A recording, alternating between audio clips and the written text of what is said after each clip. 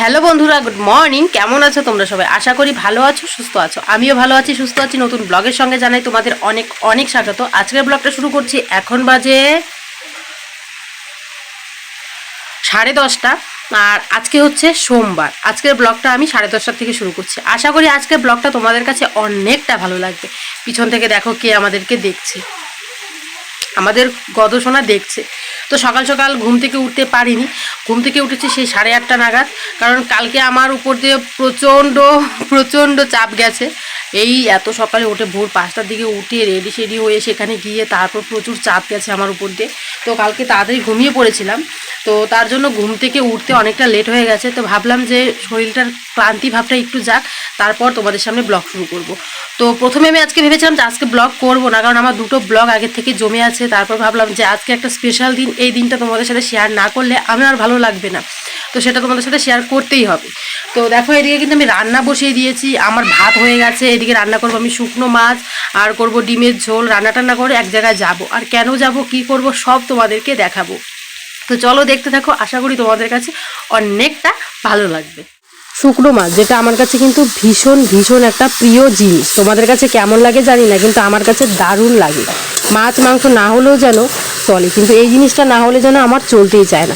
তো আমি করছি এখন শুকনো মাছের চটচটি। তো এই যে এখানে সিম, বেগুন, আলু, তারপর এখানে আছে লাউয়ের ডাঁটা, সব কিছু মিলে কিন্তু, তারপর ডাঁটা আছে এমনিতেই আমাদের জমিতে ডাঁটা হয়েছে ছোট ছোট, তো ওই ডাঁটাগুলো মা এনে দিয়েছে। তো সব কিছু একসাথে মশলা টশলা দিয়ে ভালো করে কষিয়ে নিয়েছি। শুকনো মাছটাও কিন্তু আগে দেওয়া হয়ে গেছে। শুকনো মাছ রসুন সব কিছু দিয়ে দেখো যে কষানো কমপ্লিট হয়ে গেছে। এখন এটার মধ্যে দেব অল্প একটু পরিমাণ ঝোল, কারণ শুকনো মাছের মধ্যে একদমই ঝোল ঝোল ভালো লাগে না, এটা একটু মাখা মাখা হবে তাহলে ভালো লাগবে। এই যে শুকনো মাছের মধ্যে অল্প একটু পরিমাণ এখন একটু ঝোল দেব, মানে সাইডে যে লেগে গেছে ওগুলো উঠে যাবে আর একটু ভালো করে একটু মিশে যাবে। সেদ্ধ কিন্তু হয়ে গেছে, দেখো একটা আলু, এই দেখো সেদ্ধ হয়ে গেছে। এখন শুধু একটু মশলাটার সাথে সবজিটা ভালো করে মিশে যাওয়া, অতটুকুই। আর একটু গাঢ় গাঢ় থাকবে তাহলে ভালো লাগবে। এই যে সাইডের এই যেগুলো যেগুলো লেগে গেছে এগুলো হালকা করে তুলে নিই।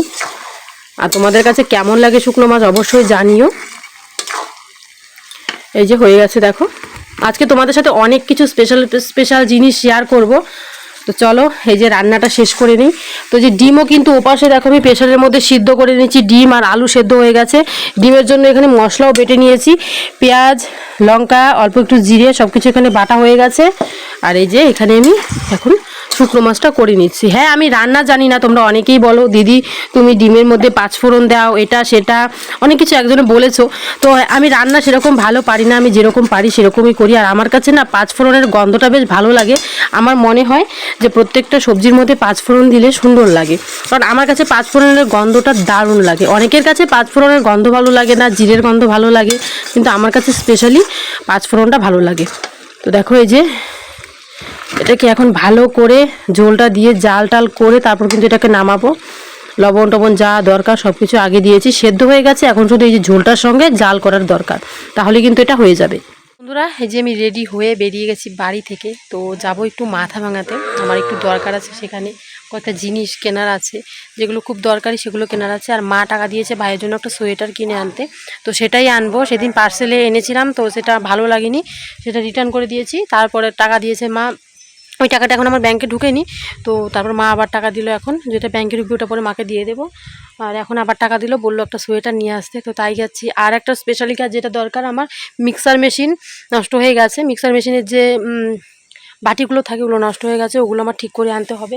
তো আমি দাঁড়িয়ে আছি আমাদের বাড়ির সামনে। এখন তো আমাদের বাড়ির সামনে দিয়ে রাস্তা হয়েছে, দেখো পাকা রাস্তা, তো ওইদিকে এখন গাড়ি চলে। এখন এখানে দাঁড়িয়ে আছি, গাড়ি আসবে, গাড়ি আসলেই বেরিয়ে। যে রাস্তা দিয়ে গাড়ি চলতো না, গাড়ি আসতো না, আর এখন সেই রাস্তা দিয়েই টোটো সমানে। আর এমনিতেও তো গাড়ি আছেই, মানে অটোগুলো আছে।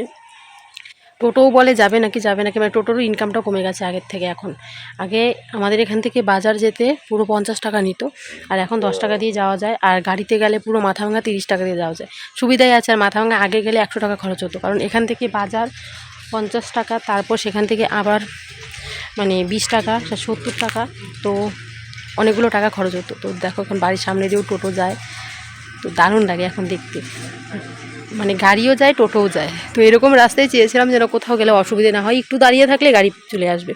তো আমি যখন মানে ভাত খাচ্ছিলাম তখন গাড়ি গেছে, এখন আবার চলে আসবে, আধ ঘন্টা পরে পরে গাড়ি আছে।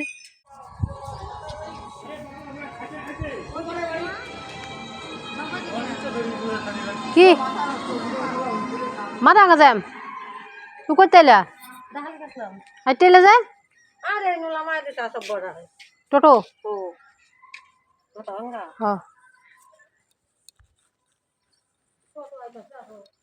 সমানে আইতি আছে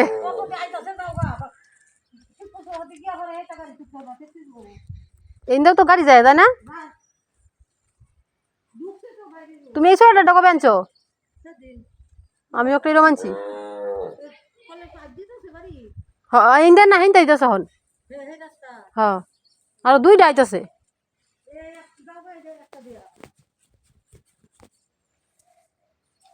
আর কদিন পরে আমরা দিব, আমরা ইন্দাও দিব। আর কদিন পরে ইন্দা দিব, এখন সেই সাইডটা দিতেছে। হ্যাঁ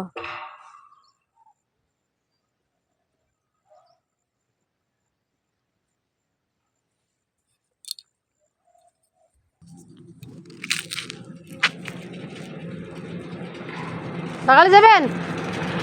ঢাকালি চলো।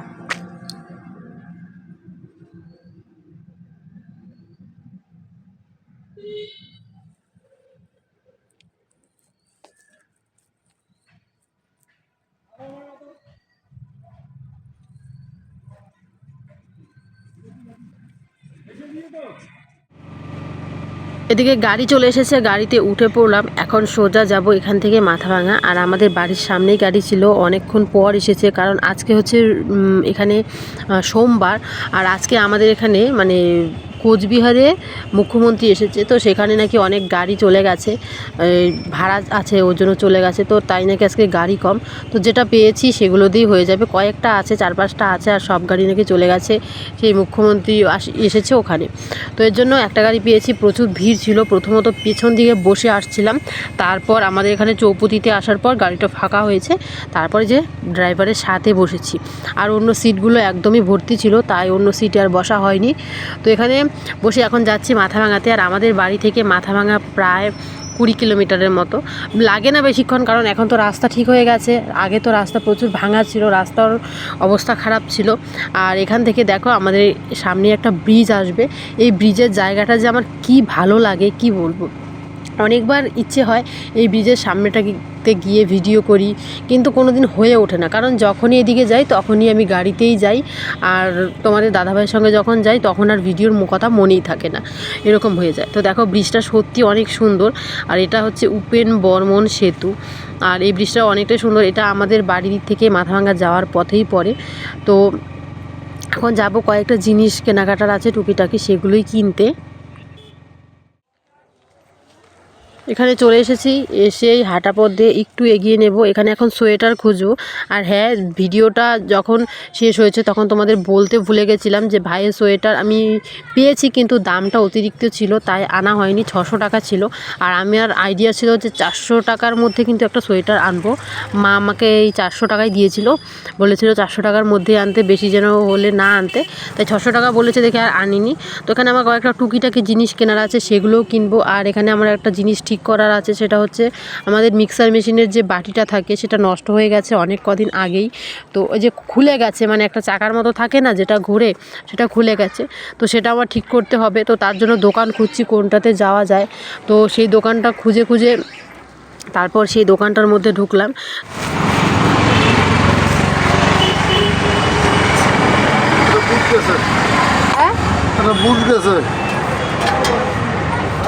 ঠিক করা যাবে না,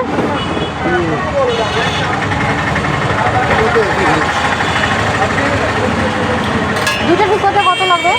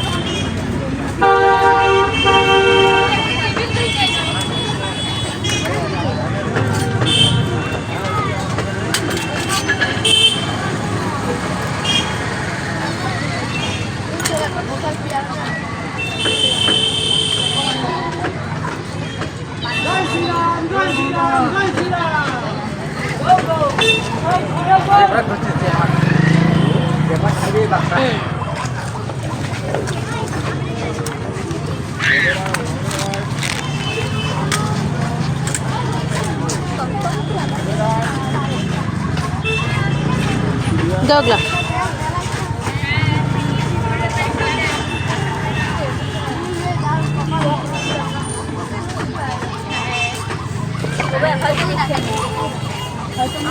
জানি না ওই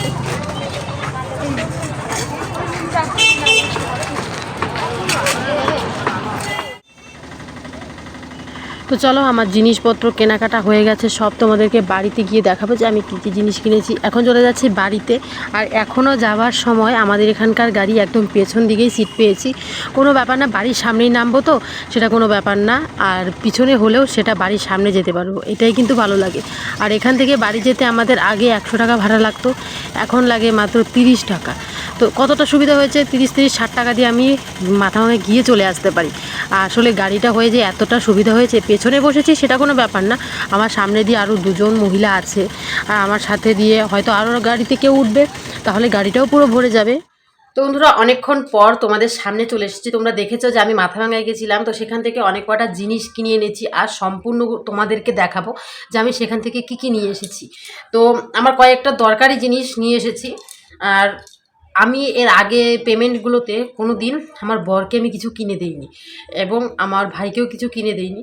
তো এবার ইচ্ছে হলো যে একটু টাকা যখন পেয়েছি, তো আর 2 দিন পর তো আমি চলে যাব, তখন ভাইকে কিছু দিতে পারবো না, তখন সেখানে গেলে অনেক টাকার প্রয়োজন হবে, এটা সেটা দরকার পড়বে।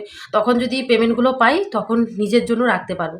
আর প্রত্যেকটা দিদিরই ইচ্ছে করে তার ভাইকে কিছু দিতে, তাই কয়েকটা টুকিটাকি জিনিস কিনেছি, সেরকম বেশি একটা টাকা নষ্ট করিনি। তার থেকে 5,000 টাকা প্রথমেই এনেই বাবাকে দিয়ে দিয়েছি, কারণ তোমরা জানো যে আমার একটা মানসিক আছে, সেই মানসিকটা দিতে হবে। সামনেই মামার বাড়িতে পুজো চলে এসেছে, তো সেটার জন্য মানসিকটা আমার দিতে হবেই তাড়াতাড়ি। তো ওই মানসিকটার জন্যই কিন্তু আমি এখনও আছি এখানে, তো ওটা দেবো।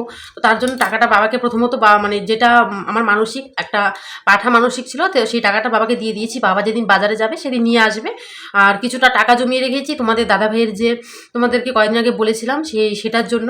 আর কিছুটা টাকা আমি খরচ করেছি, যেটা আমার কয়েকটা প্রয়োজনীয় জিনিস আর একটু টুকিটাকি জিনিস কিনেছি, যেগুলো একটু ভালো লাগে। সেরকম দামি কিছু কিনিনি, সবই কম দামের মধ্যে কিনেছি, তাই সম্পূর্ণটা তোমাদের সাথে শেয়ার করতে চলে এসেছি। প্রথমত তোমাদের দেখাবো আমি আমার বরের জন্য আর ভাইয়ের জন্য একজোড়া জুতা কিনেছি, মানে দুজনের জন্য একজোড়া করে জুতা কিনেছি, সেগুলোই তোমাকে দেখাবো। খুব কম দামের মধ্যেই ভাইকে এই জুতোগুলো আমি কিনে দিয়েছি। আর এর আগের ভাইকে মা কালো রঙেরই শু কিনে দিয়েছিল, ভাইয়ের পছন্দ না, সেগুলো পরে না, কোথাও গেলে কিন্তু ছেলেদের শো লাগে ঠান্ডার দিনে। তো ভাইকে কিনে দিয়েছি এটা হচ্ছে ভাইয়ের জন্য নীল কালারটা কেমন হয়েছে তোমরা বলো, ভাইয়ের ভীষণ পছন্দ এই জুতোটা, এইটাই কিনেছি ভাইয়ের জন্য। আর এইরকমই সেম অন্য কালারের অর্ডার দিয়েছি তোমাদের দাদা ভাইয়ের জন্য। আর ভাইয়ের আর তোমাদের দাদা ভাইয়ের পায়ের সাইজ একই, তো তাই তোমাদের দাদা ভাইয়ের জন্য একজোড়া অর্ডার দিয়ে দিয়েছি, কারণ ওরও কিন্তু জুতা নেই। তো এই যে ওর জন্য দিয়েছি এগুলো, এ দেখো। ওকে আমি সবসময় জুতোগুলো পরতে দেবো না, কারণ এটা কোথাও গেলে দরকার পড়বে। কোথাও গেলে আমি আমার জামা কাপড় আছে, যেরকম আমি ধরো একটা ভালো শাড়ি পরলাম, এটা সেটা জুতো পরলাম, ওরও কিন্তু দরকার পড়ে। ছেলে মানুষ কিনতে চায় না জিনিস, এটা আমি আগের থেকেই দেখে আসছি। আমার বাবার যদি কোনো জিনিস প্রয়োজন হয়, আমার বাবা কিনতে চায় না, তো মা কিনে কিনে দেয়। আর তোমাদের দাদাভাইয়ের যত জামা কাপড় আছে, মানে বিয়ের পর থেকে, ও বলতে পারবে না যে কোনটা ও নিজে কিনেছে। প্রত্যেকটাই জামা বলো, প্যান্ট বলো, গেঞ্জি বলো, সব আমি কিনে দিই ওকে। এই যে এবার জুতোটা কিনে দিলাম, এভাবেই কিন্তু টাকা করে করে ওকে টুকিটাকি জিনিস কিনে দিই। আর কিনে দিয়েছি ওকে এই মাফলারটা, এটা তোমরা আগেই দেখে নিয়েছো, কারণ এই মাফলারটা পরে গেছিলাম আমি এক্সাম দিতে। তো আমার কাছে সেরকম স্টোল একটা ছিল, তো সেটা নিয়েই নিই। তো ভাবলাম যে ওই বড় স্টোলটা যদি নিয়ে যাই তাহলে তো আমার ব্যাগে জায়গা হবে না, আর অ্যাডমিট অনেক কিছু আছে, তাই তোমাদের দাদাভাইয়েরটা নিয়ে আমি প্রথমত ব্যবহার করে ফেলেছি। আর এটা কেমন হয়েছে অবশ্যই জানিও। এটা একটু স্টাইলিস্টের মতো হবে, তো এইভাবে কিন্তু তোমাদের দাদাভাই গলায় দিলে ভীষণ ভালো লাগবে, একদম টাইয়ের মতো হবে। আমার কাছে এই কালারটা ভীষণ পছন্দের হয়েছিল, তাই কিনে নিয়েছি, ব্ল্যাক আর হোয়াইটের মধ্যে। কেমন হয়েছে অবশ্যই বলো। আর টুকিটাকি জিনিস বলতে তোমাদের দেখাই মাথাভাঙা থেকে আমি কী নিয়ে এসেছি। একটা খুব দরকারি জিনিস, একটা শ্যাম্পু এনেছি, যেটা আমি সব সময় ইউজ করি। শ্যাম্পুটা জয়ের এই শ্যাম্পুটা নিয়ে এসেছি, এটা আমার সব সময়ের জন্যই দরকার পড়ে। আর ঠাকুরের একটা প্রদীপ এনেছি। এই দেখো ছোট্ট একটা প্রদীপ। আমি সেখানে গেলে তো আমার ঠাকুরের দু একটা বাসনপত্র নিয়ে যেতে হবে, তো যেগুলো আছে সেগুলো পুরনো, তো আমি ভাবছি যে পুরনো বাসন ঠাকুরের জন্য নিয়ে যাব না, আর ঠাকুরের জন্য একটা ছোট্ট প্রদীপ নিয়ে এসেছি। ওখানে আমার ঠাকুর ঘর তোমাদের দাদাভাই বলছে বানিয়ে দেবে একটা ছোট করে ঠাকুরের আসন, আর দুটো ঠাকুরের জন্য ছোট ছোট গ্লাস নিয়ে এসেছি। সেখানে আমি দুটো ঠাকুরই রাখবো, বেশি রাখবো না, কারণ এখন ছোট একটা ঠাকুর ঘরে আমি বেশি রাখতে পারবো না। আর ঠাকুরের জন্য দুটো ছোট ছোট থালা কিনে নিয়ে এসেছি। এই দেখো, আর এনেছি সব থেকে দরকারি জিনিস একটা ন্যাপথালিনের প্যাকেট, যেটা খুবই দরকার পড়ে আমাদের। তো এই যে ন্যাপথালিনের একটা প্যাকেট, আমার কাছে ন্যাপথালিনের গন্ধ দারুণ লাগে। আর এনেছি একটা শুন, তোমরা দেখেছিলে আমি বুড়ো তুলেছিলাম ব্লেড দিয়ে দেওয়ার, মানে তারপরে যেই সাইডগুলো আমার ফুলে গেছিলো, তার জন্য একটা এই যে শুন নিয়ে এসেছি। এটা হচ্ছে আমার মাথাভাঙা থেকে আনা জিনিস। আরেকটা জিনিস এনেছি তোমাদের দেখাই, মাথাভাঙা থেকে নিয়ে এসেছি একটা চাকু, যেটা আমার খুব দরকার। সেখানে গেলে তো আমি দা পাবো না, তো তোমাদের দাদাভাইকে বলবো চাকু নিয়ে আসতে, তারপর আনবে, তারপর ওখানে কিছু কাটাকাটি করবো, মানে রান্না টান্না করতে হবে, তাই নিজে থেকে আগে থেকে একটা চাকু কিনে নিয়েছি। চাকুটা খুলে দেখালাম না, এই যে একটা চাকু তোমরা দেখতে পেলে। আর আজ বাড়িতে ফেরিওয়ালা এসেছিলো, তো সেখানে দুটো জিনিস কিনেছি, কারণ আমার সেরকম ভালো জিনিস নেই, আর কালী পুজো চলে এসেছে, তো ভাবলাম যে সবাই ভালো ভালো জিনিস করবে, আর আমার কাছে তো সেরকম ভালো জিনিস নেই, তো আমি দু একটা কিনি ছোটো মোটো দেখেই, যেগুলো একটু কম দামের হবে সেরকম করে দু একটা কিনি।